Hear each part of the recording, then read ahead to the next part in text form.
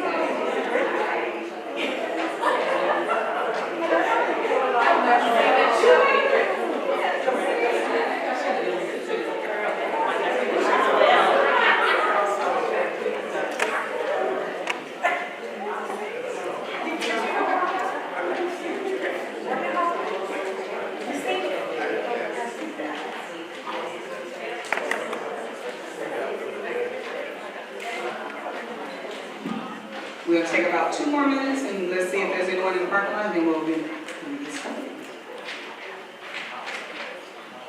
There's one more. It's still the lights.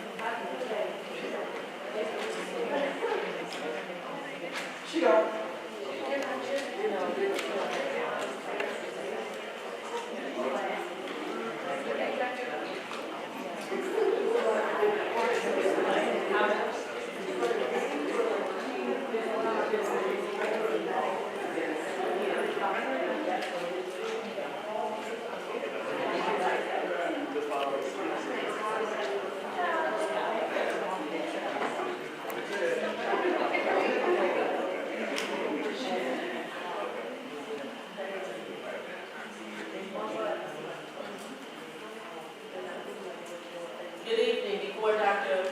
Bronson gets started, if you have your cell phone, please silence it. This is being recorded. Thank you. You know, it's serious.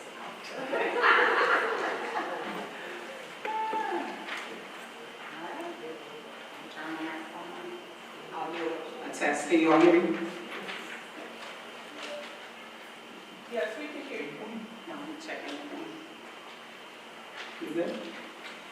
All right. Well, good evening, everyone, and welcome to our inaugural State of the District Address. Y'all can clap for that. I'm Dr. Brunson, and I am honored to serve as the Superintendent of Schools for Elementary School District 159. I would like to acknowledge our Vice President, Mrs. Edgecombe, and our trustee and former board member, Mrs. Palmer. And I'd like to thank our board members who aren't in attendance, but I want to thank Chief Scott, Mr. Williams, Mrs. Edgecombe once again. We have Mrs. This is when it happens. You know, you see, it's better to see them, right? Mrs. Morton, Mrs. Phillips, and Miss Johnson. And of course, we have Mr. Williams, who's our new, and Miss Johnson, those are our new board members, and and Mrs. Franklin. I did not forget anyone, but I want to make sure that I thank them as we begin to talk about our State of the District Address. I want to thank them all for supporting every single thing that we have done this school year. So I'm going to talk about today our glows and our grows. So areas in which we have either started or areas in which we have completed. So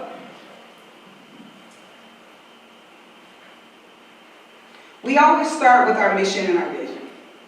And our mission statement, the purpose of the mission statement is to provide a written purpose of the organization. It should say what you want to do, for who you want to do it for, and the benefit.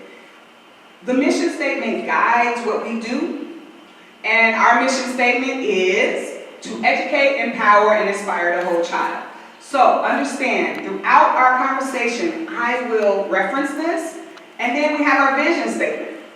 Our vision statement is Elementary School District 159 will establish a shared culture that fosters a student-centered approach to learning and personal development using best practices and educational resources.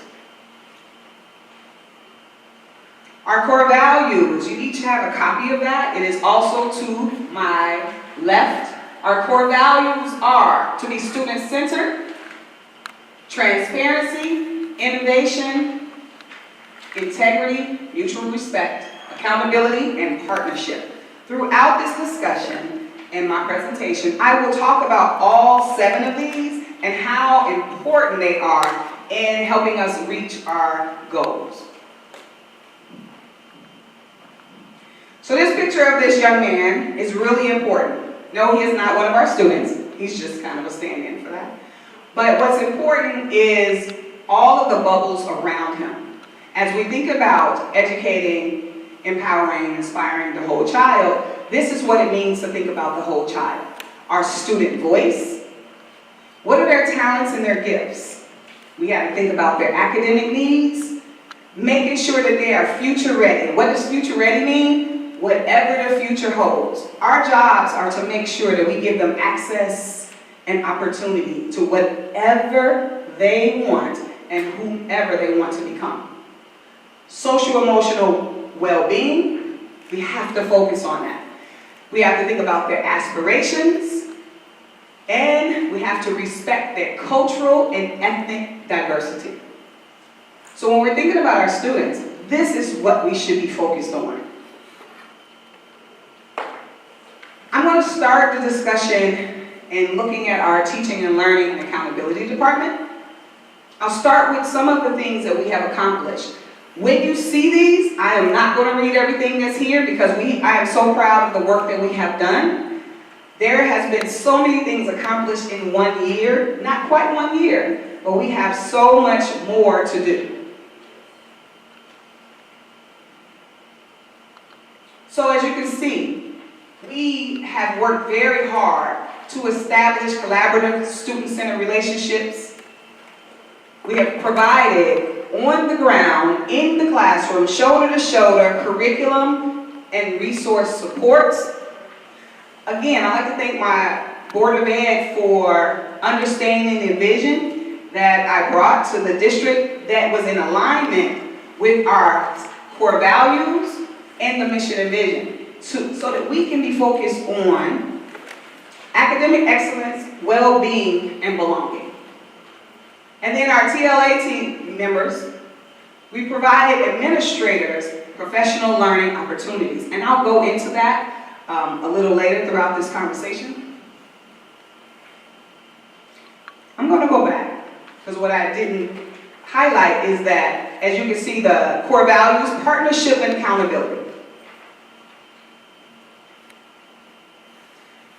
Highlighting here transparency, mutual respect, and innovation. We facilitated student-centered instructional learning walks at each building, using the shared data tool and collecting data. So one of the things during this school year, and what we learned, and bringing this from my 28 years of experience, but also understanding what it takes to be centered on Tier 1 instruction. And so for my lay people, I'll kind of explain what that means. Thinking about what is the experience from the student's lens. When they're sitting in a classroom, what is it like to be a student in the classroom? What are they experiencing? Are we making sure that, remember the slide with the young man, all of those things around him, are we taking all of those things into consideration? Are we making sure that each and every one of our schools are providing high quality educational experiences for every child? I think of it like this. If a child lives in the Woodgate area and their family buys a new house over in Richmond Park, are they going to receive the same high quality education in that school in Neil Armstrong that they receive at Woodgate? So not working in silos, not saying which schools are better, because all of our schools, the aspiration is that all of our schools are excellent. And that every single day, there's no wasted day and there's no wasted time for our children. So what we did was, we worked really hard to make sure that we're engaging in courageous conversations. So you know what that takes, right? Walking through a classroom, seeing what's happening, and being able to say to a principal, let's talk about what we observed. But then how do we help our teachers? What resources do they need? What supports do they need? That's our responsibility. Because it doesn't matter which classroom, which teacher, and which group of students that they are educating. Do they have what they need in order to be successful? And that's what this means. Provided explicit feedback and action items to principals and administrators. There is no way to have a organization, a school district, to be successful if we don't have all of our buildings being led by highly successful principals. Every principal has received coaching, feedback, very clear expectations and direction in order for them to be successful. Now, as we continue to think about, we want to make sure that the curriculum that we are using, that it is evidence-based, and that we know what is to be expected in every single classroom. So these are some of the things for Tier 1 instruction. So every child in our classrooms, every scholar in our classrooms, they receive Tier 1 instruction. We think about it being curriculum-based. We think about our enrichment opportunities for our students. And we think about tiered support. So what it means is, if you are a diverse learner, if you are a student that you may be an ESL student, how do we support you? If you are a student that has an IEP, or as we call them, exceptionalities, how do we support you? We also have been working on improving our STEM innovation. That means we have this fantastic STEM center, but STEM does not begin and end here. It actually starts in the classrooms in our buildings. So how do we support our teachers in the buildings? So you will see it says, supporting our teachers with classroom-based STEM extensions, and then providing our STEM center-based activities and tasks, encouraging student growth and opportunities. You'll hear me say a lot about opportunities and growth because it's really important. And then these are the 4 things we want our students to be able to do. Conduct research, solve problems, think critically, and challenge the ideas and findings of themselves and others. Basically, we want them to be able to remember the young man in the circles, future ready. So now we're going to talk about our STEM program. Our STEM department, of course, all of them are student-centered. We talk about innovation and partnership. The STEM Center is now open again. Thank you to our Board of Ed. Thank you to our community. Thank you to our partners for making something this fantastic happen and be leading the Southland and the state of Illinois by building such an amazing structure. But part of it is, it's a structure, but what's happening inside the structure is what's most important. So we work with our students and staff to begin the exploration of STEM or STEAM, because you have to add the arts.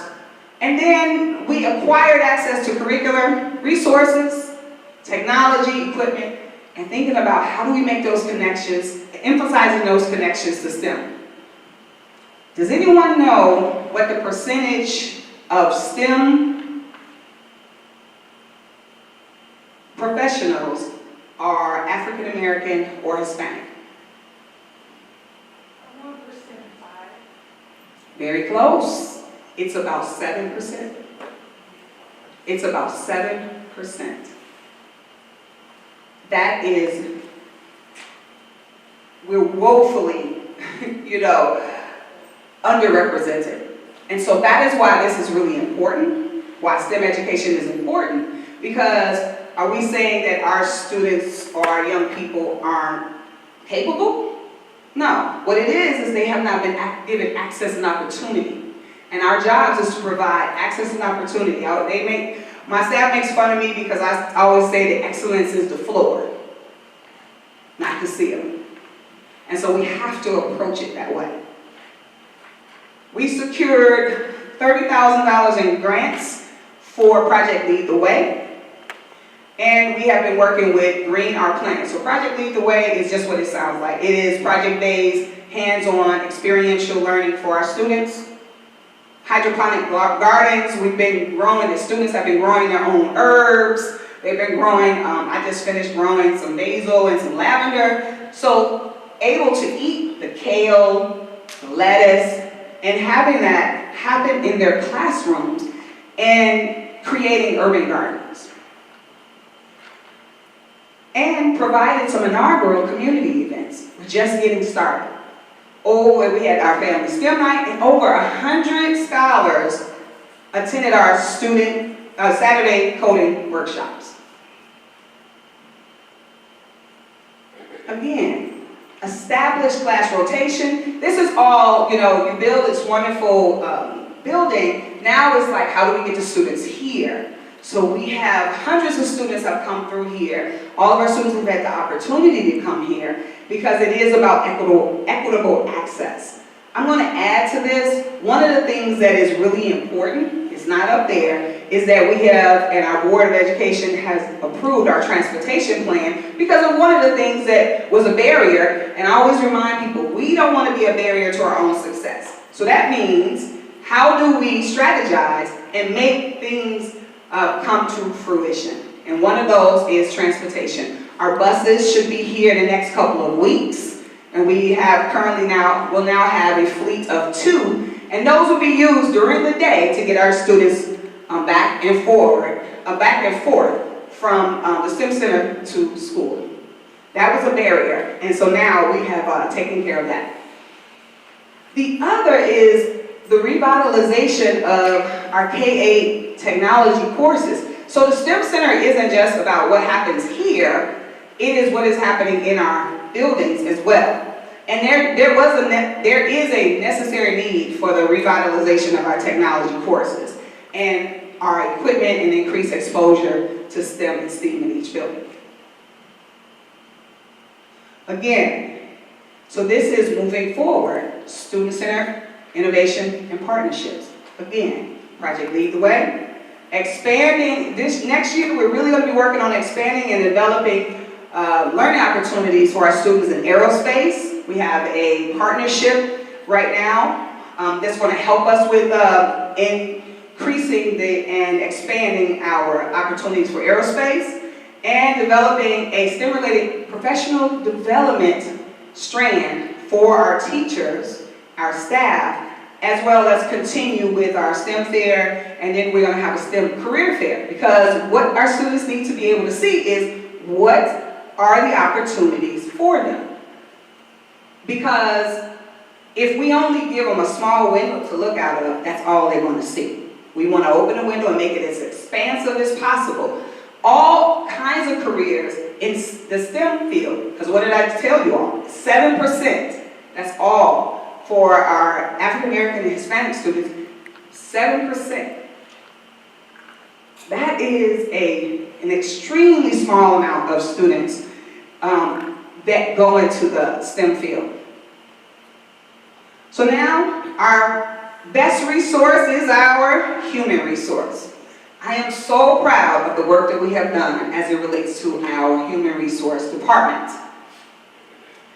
This year we have completely overhauled it, and it has taken a lot of work, lots of hours, lots of time, but we have, in just this year, these are the things that we have accomplished.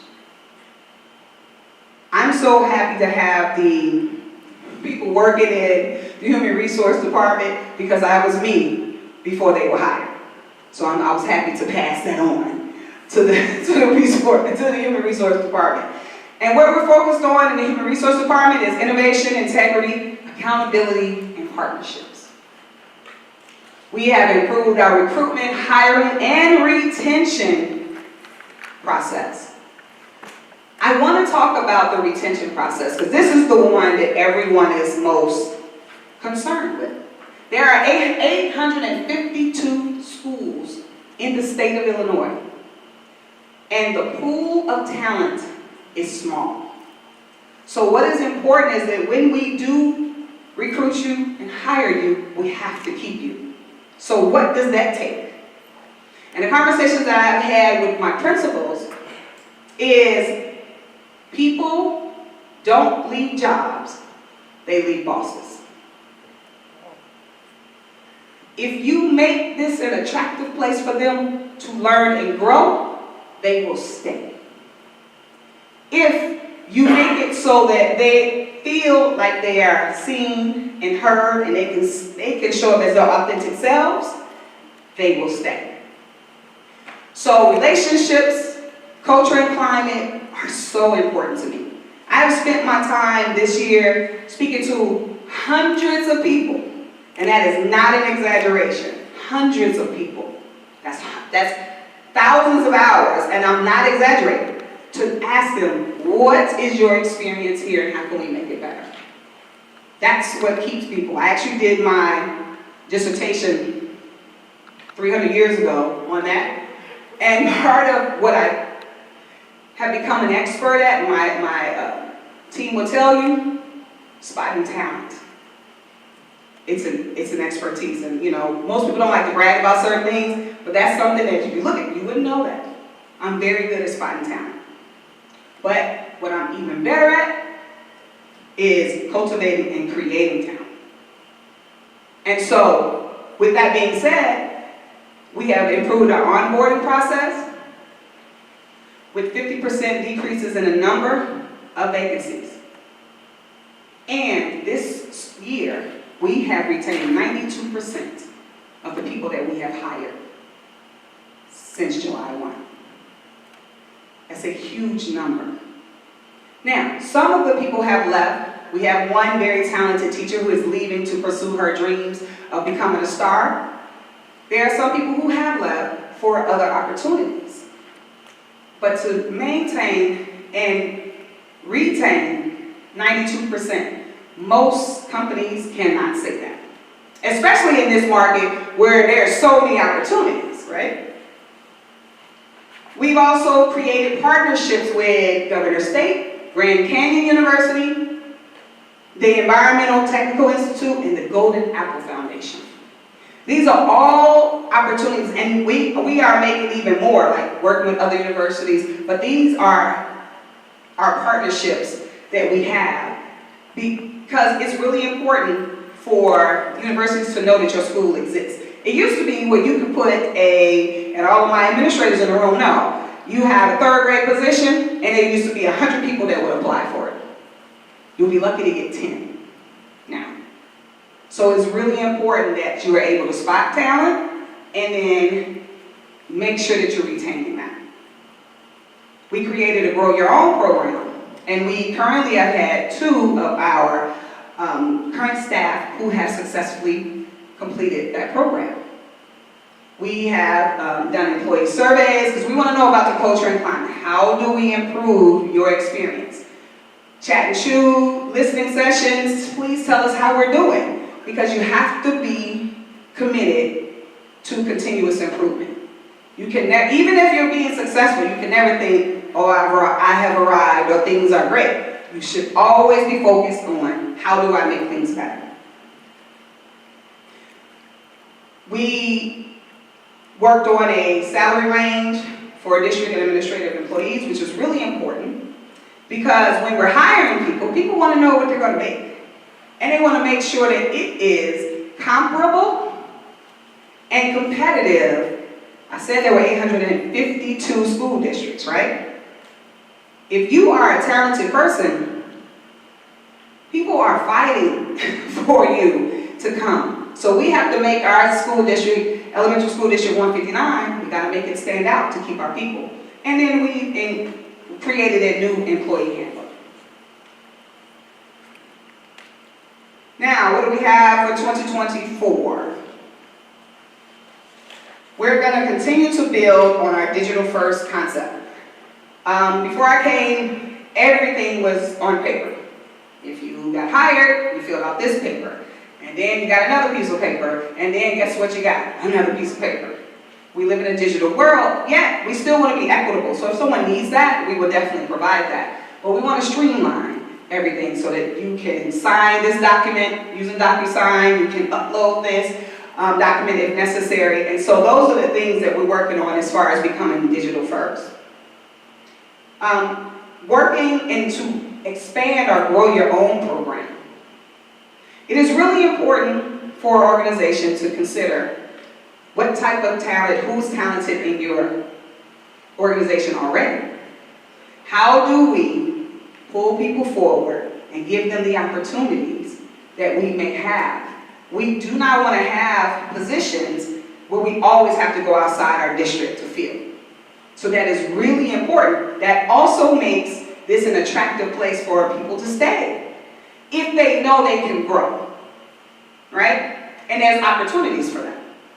And then improving our teacher mentorship program. We do have one, but we are working on making sure that it is providing what our new teachers really need. And so we're improving that right now.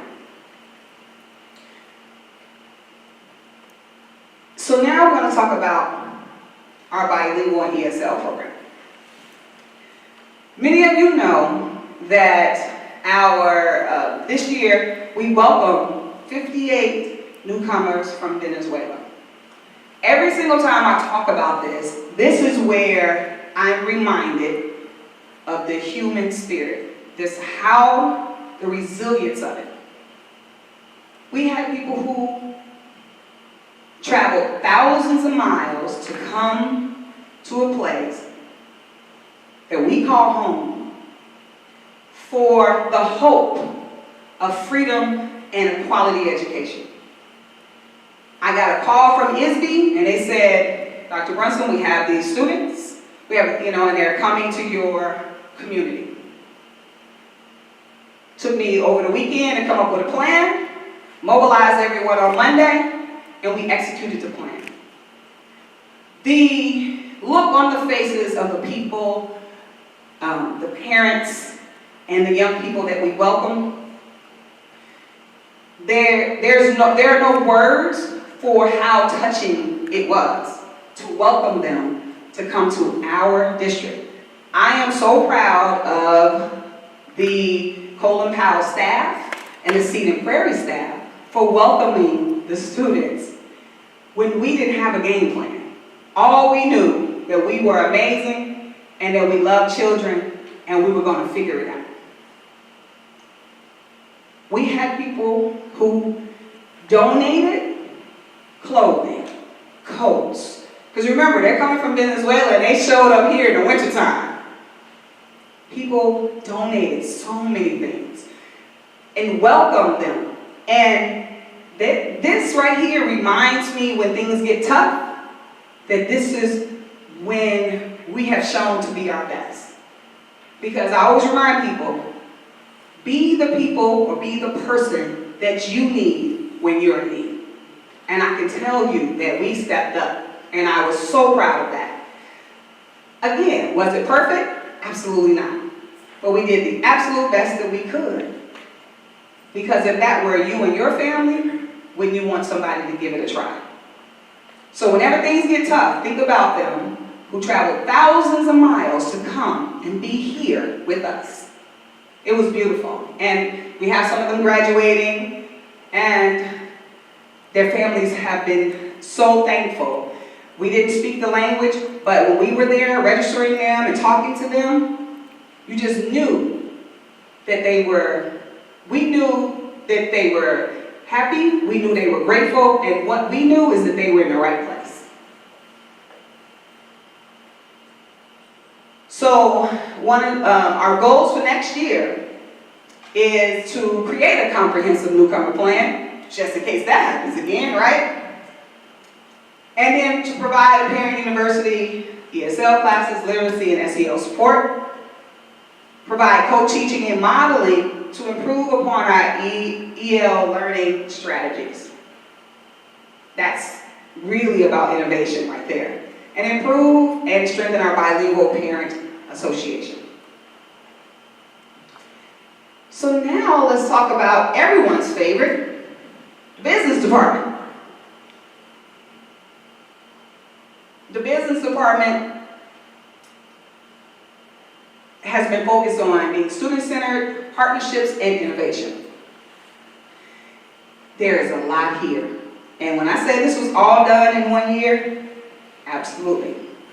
The team that I have assembled and those who were here and how we have come together to provide the best service to our staff, our scholars, and their families, I would put my team up against anybody else's team. The countless hours I have to send people home, like please go home. But they are so dedicated to providing the best service to everyone here. Developmental processes, procedures, handbooks, student activity handbook, transportation plan, our Grow Your Own program. All of these things seem very technical. Mileage reimbursement, credit card requisition process, all of these things. But one thing I can tell you is, if you want to be a highly effective and well-run organization, all of these things need to be in place. And we got all of this done this year.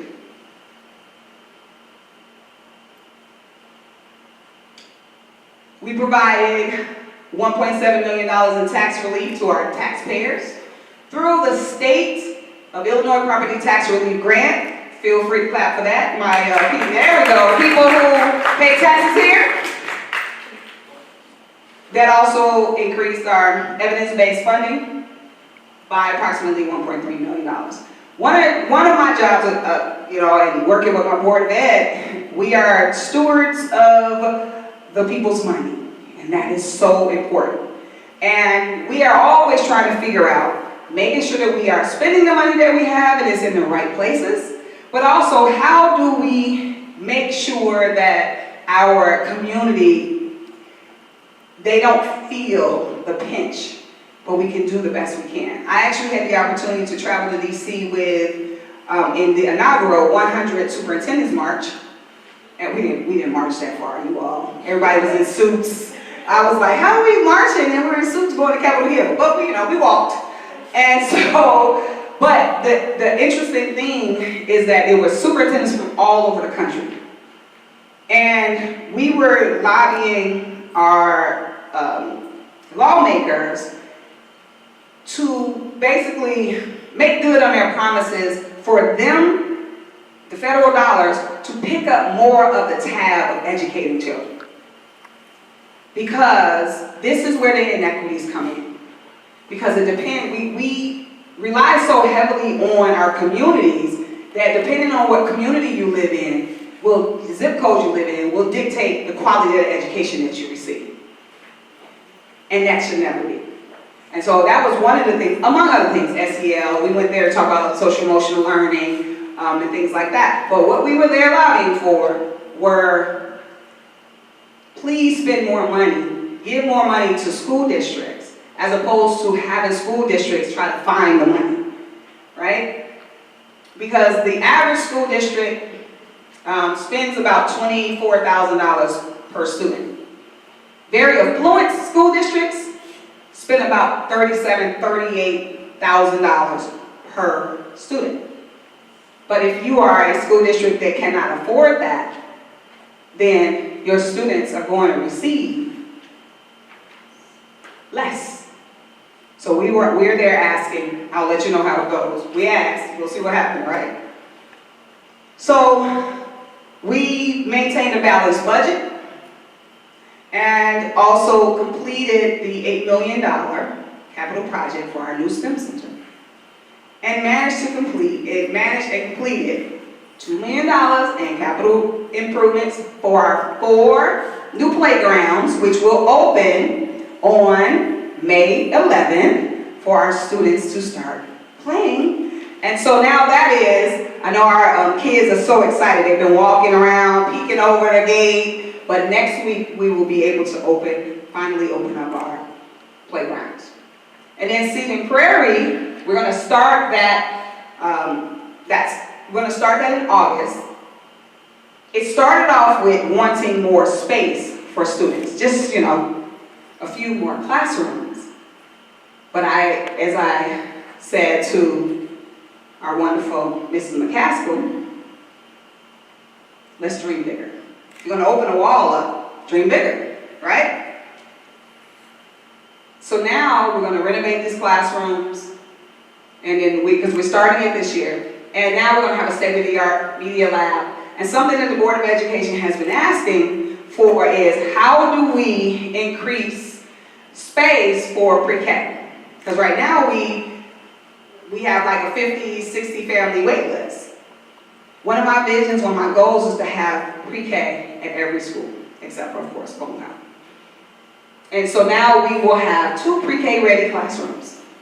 And that would open in August of 2024. So we also developed a student activity handbook. And happy to say that our audit, we came out really well with our audit and showed that we are fiscally sound. And any small issues we had, they have been resolved. I know that was so exciting when we talk about the money. I don't have to highlight. So now we're going to talk about student services. Student services is pretty all-encompassing. This is where we talk about foster care, family. How do we support our families? School social work, social emotional well-being. Providing so many services that oftentimes you don't see, but they are so important. Accountability in partnerships. So let me talk about a little bit about this department. One of the important things about this department is compliance. We have to make sure that there are so many things that we need to be in compliance for. So, creating our structures to be in compliance for ADA and IDEA, Individuals with Disabilities Education Act, and Americans with Disability Act. And writing and maintaining those grants. The people who write grants in the room chuckle because it takes so much of your time and it is so important, but it is the quickest way for you and your school district to be out of compliance. Hired a case manager. We did not have one. And make sure that all of our individual education plans are in compliance. Making sure that we are doing our hearing and vision screenings, and making sure that we are having our parent meetings with our diverse learners' families. Again, as I talk about equity, we have to make sure that all of our students that we serve, their parents have equal access to all of the information. This is extremely important, but oftentimes we have certain subgroups in our community that get overlooked. So we have started a complete overhaul of our PBIS system, also our student information system, and making sure that we have a research-based social-emotional learning screener. So there are 2 things that happen in a school. You have your screeners for academics, and you have your screeners for social-emotional learning. They're both equally as important, because if our scholars need the social-emotional learning support and they don't receive it, they will not learn. So you can't do one without the other. And so we'll now start next year we'll start using Panorama because of how important that is. It's a dashboard that gives you everything. Behavior, SEL, supports, academics, and it is kind of all-encompassing and very comprehensive. But what is amazing about it is that it provides you with the interventions based on the needs of the students. And that is a game changer. Because oftentimes what we're trying to figure out is we have these students who have these needs. Now what do? Right? And so it was really important for me that we had a comprehensive system.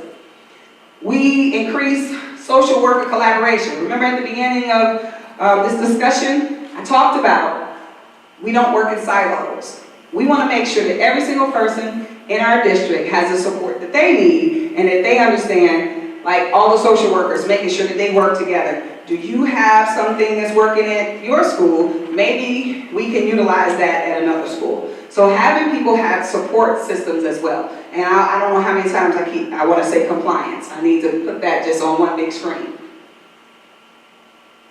Policy committee. One of our board members is here, who is a policy junkie, Mrs. Franklin. And again, policies are what guide decision-making in your district. You have to know the policy because there are things that you have to know. You can't do that. It's against policy. You'll hear us talk about school code and things like that. We may think it's a great idea, but the first thing you need to do is it legal? Is it legal? We need to know that. And so we reviewed and assessed our district policies, updated the district policy, and you see the word compliance. I'm gonna keep saying it. It's gonna come out multiple times because compliance is really important. It's not sexy and it's not fun, but it is extremely important for us to run a highly effective school district. Again, we have been exploring interventions and curriculum for students with IEPs.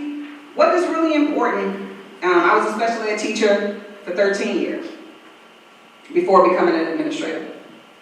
And I remember 28 years ago starting my career as a special ed teacher and working in a hallway, because that's what they put us. Not having a curriculum, not having the supports, things have changed. And now that's why we always are talking about equity and what's best for every single student that we serve.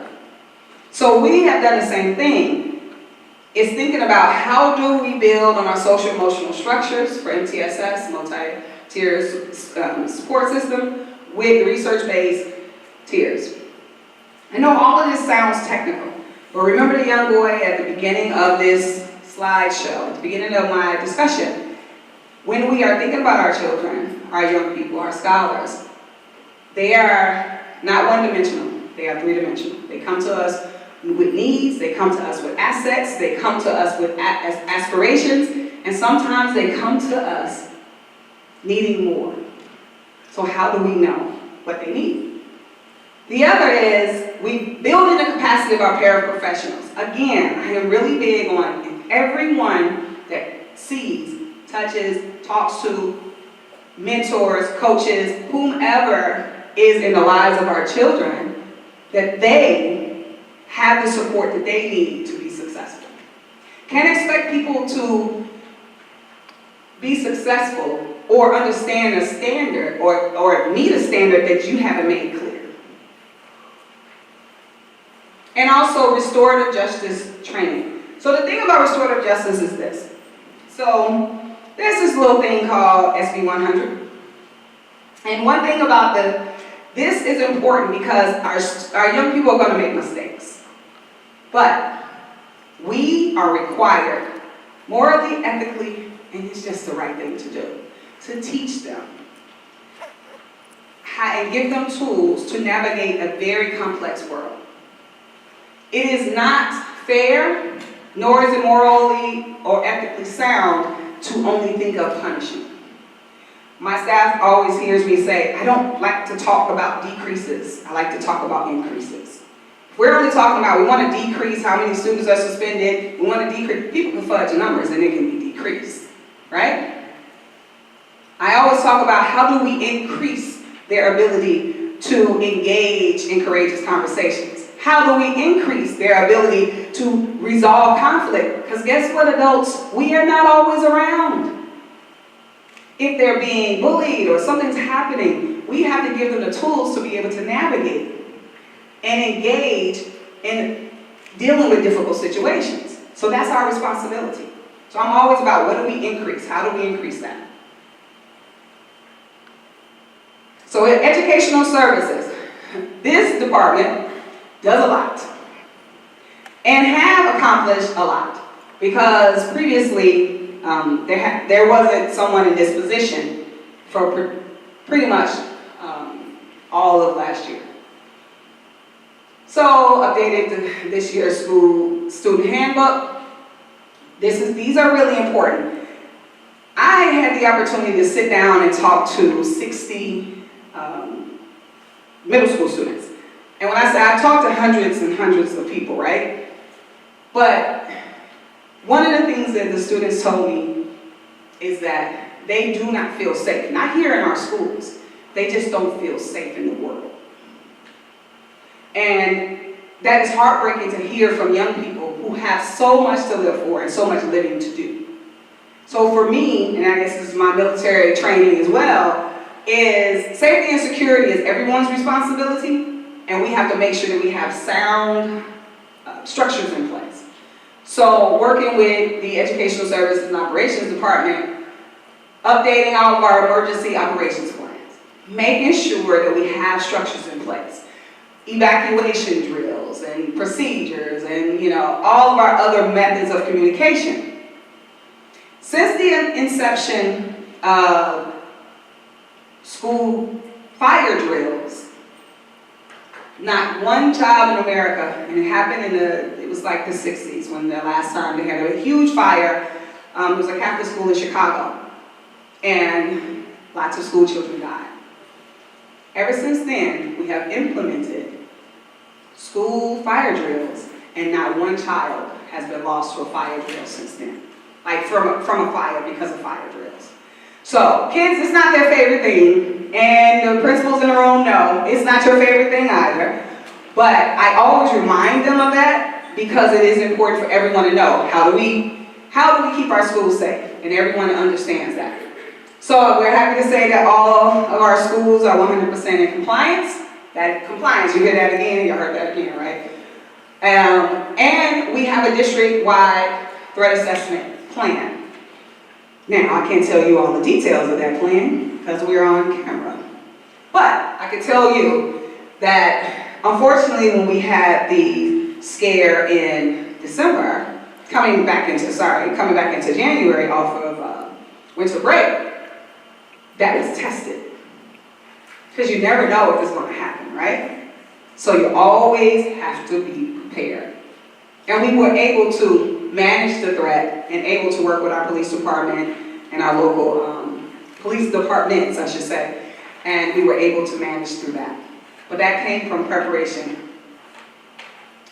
Develop protocols and communication procedures for schools dealing with crisis, and now we have at Colton Powell Middle School our MyPal system of proactive reporting, and which is used by students. Transportation. Now, our Educational Service and Operation Department works very closely with our Business Department and added all of these components to our Power School, consistently communicate with our parents, ensure parents are signed up for the bus bulletin, and develop procedures for providing transportation for our athletic teams, etc., and extracurricular activities. We are happy to say that at every school, we have fully staffed our custodians and hired a buildings and grounds manager. We are always consistently visiting our schools and meeting with our schools' buildings leaders to discuss maintaining safety and maintenance, but also thinking about monthly custodian meetings. These are things that were not happening because, again, we don't want we'll say, Seton Prairie, their schools will be nice and clean and everything is going well there. So now we meet with them monthly to make sure that everyone is on the same page. And now we have completed a 3 to 5 year facility assessment. Now that was finished, but the write-up is still coming. And then I will work with the Board of Education to then create a plan for what's immediate in our buildings, what we need to get done in the first year, third year, 5 year, 10 year facilities plan. And then assets. I know this doesn't sound like it's a big deal, but tagging assets are extremely important. Because what do you know? If you don't tag it, it can walk away. So that's also us being very understanding that if we purchase it, we need it, we want it back. So those types of things. And then, of course, the playgrounds. All right, communications. It's a lot happening here. Secured nearly $8 million in competitive grants. And we have the second step curriculum. Those are the things I was just talking about. We help with the flooring upgrades, STEM Center resources, after-school programs, family engagement workshops, individualized counseling for our Tier 3 scholars, and also help with the Golden Apple Foundation teacher recruitment, and will help with the Sea Prairie School expansion. We will continue to enhance our communication efforts, and we were awarded this year by the Illinois chapter of National School Public Relations. We were awarded for the communications efforts, transparency, integrity, and partnership. Those are what we focus on. Again, helping with our ribbon cutting, working with our local newspaper outlets.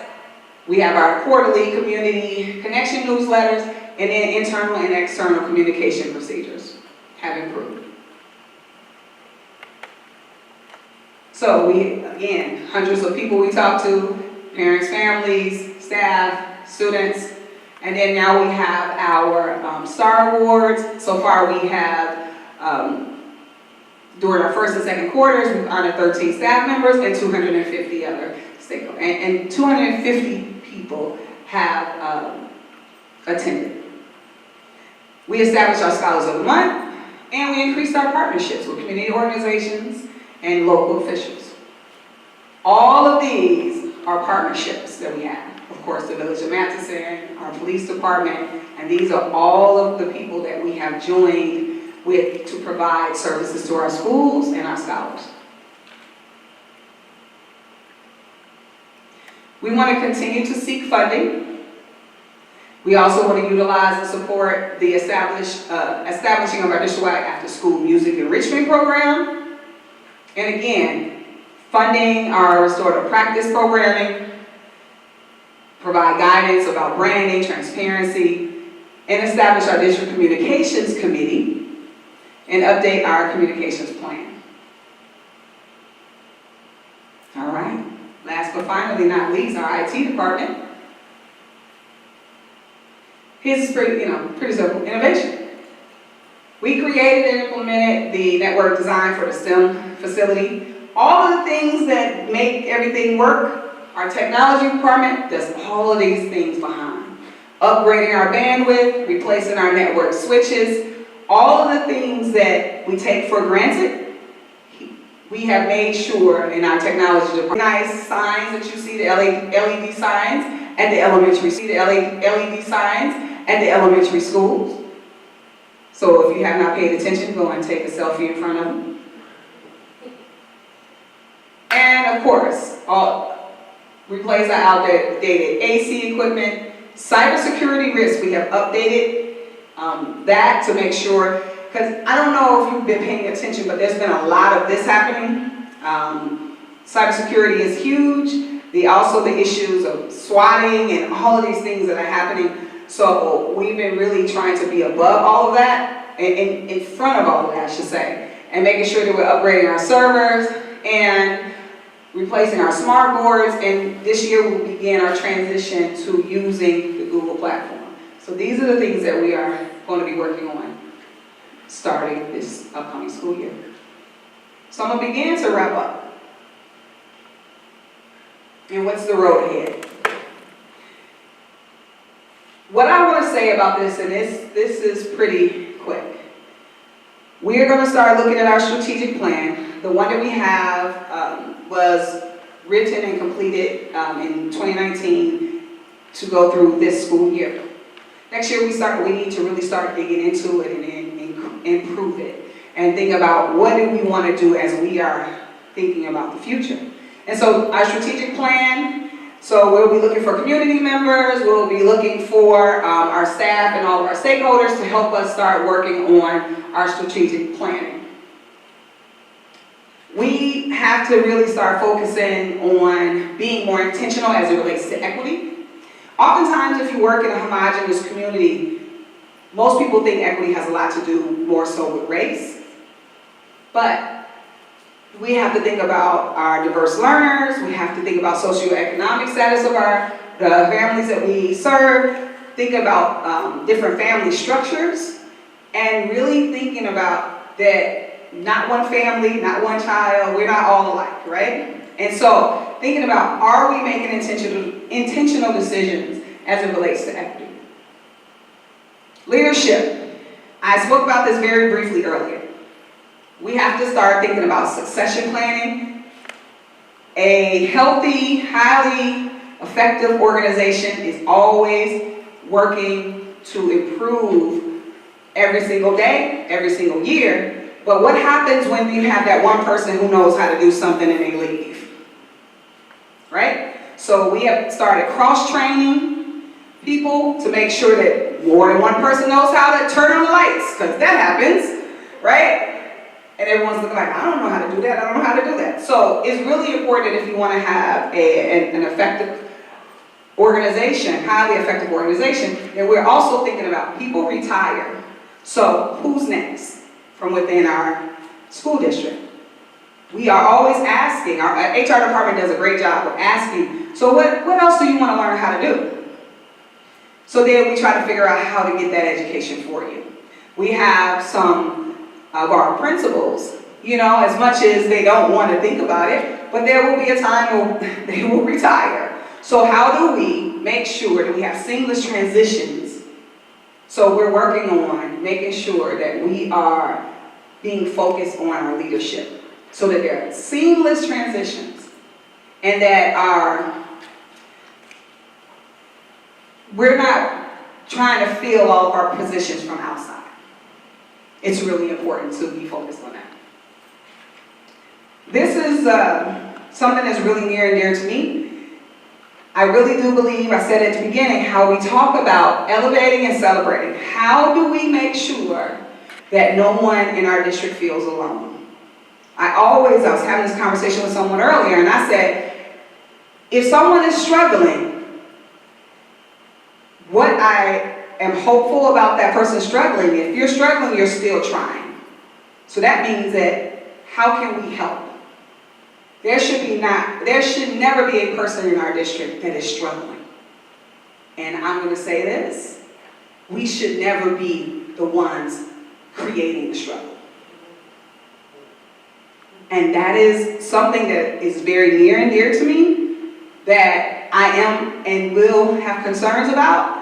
And these are things that if we want to reach our goals and all of the aspirations that we want, I've had people tell me, like I said, sitting with all of these people and asking them, so what makes ESD 159 great? Lots of people have been pulling on the past. And I'm like, dream bigger. We have to reimagine what our district is today and what we want it to be in the future. But if we're only stuck in the past, that's not very helpful for us. Now, I will say this, out of all, with all due respect, there is always something historically great that every organization does, right? That we should highlight, and that we should elevate and celebrate.